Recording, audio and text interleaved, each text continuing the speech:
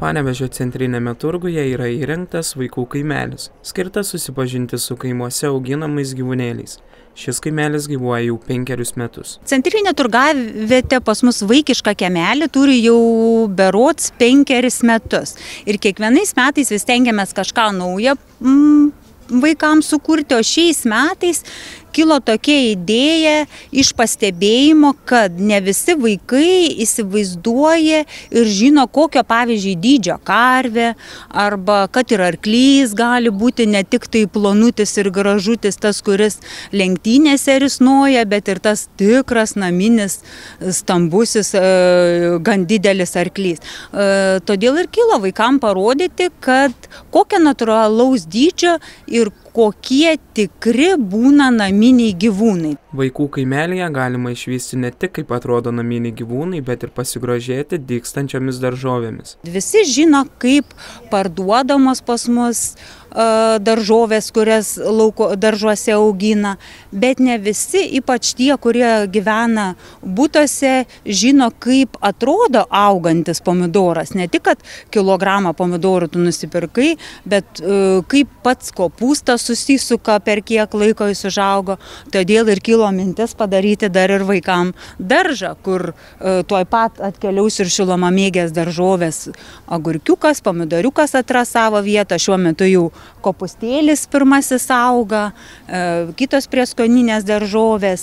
Lygiai taip pat turim žemuogyčių, kur ištisus metus vaikai atėję į turgų, jau ir pernai berods buvo, gali ne tik pasižiūrėti, kaip žemuogytės atrodo, bet ir skatinam vaikus, kad tikrai gali jas ir suvalgyti. Panevėžio centrinėme turguje yra nemažai erdvių, kuriuose yra auginami medžiai, uogas ir daržovės. Tačiau tarp jų ir mėtos, kurias vaikai ir suaugusieji yra skatinami nusiskinti ir parsinešti į namus. Turguje turim ne vieną erdvę, kur auga mūsų medžiai skirtingi, ir ten esam pasodinę mėtų, kur ne tik vaikus pamokom, kad gali namuose išsivirti arbatytės, bet ir pensijinio amžiaus močiutės arba taip žmonės net ir skatinam skinti mėtas, nes mes tų mėtų užsiauginom per daug. Vaikų kaimelį Panevėžio centrinėme turguje planuojama laikyti iki rudens, kol prasidės moliūgų šventės. Šitą grožį mes planuojam palikti iki rudenėlio, kada jau prasidės tos vadinamos moliūgų šventės, tada atkeliauja jau paprastai kiti pas mus personažai, pabaisiukai ir kiti. Tai visą vasarėlę tikrai vaikučius kviesime mūsų vaikų kiemelį, kuris vasarai pavirto kaimeliu pavadinom, pasižiūrėti į tuos naminius lietuviškus gyvūnus. Artimiausiu metu yra planuojama plėsti jau 5-metį gyvuojantį vaikų kaimelį. Vaikų kaimelyje dažnai vyksta edukaciniai užsiėmimai, supažindinant juos su kaime auginamais gyvūnais. Panevėžio centrinio turgaus direktorė Asta džiaugiasi, kad šis vaikų kaimelis tapo puikiu traukos objektu.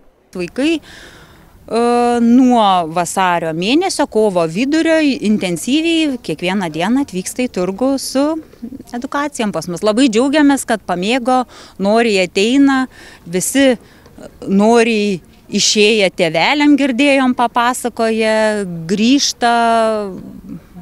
Žodžiu, vaikam patinka, mes džiaugiamės. Panevėžio centrinėme turguje esantis vaikų kaimelis gali tapti puikia edukacija vaikams, norintiems iš arti susipažinti su naminiais gyvūnais. Norintys susirezervuoti edukaciją, gali kreiptis į Panevėžio centrinio turgaus administraciją.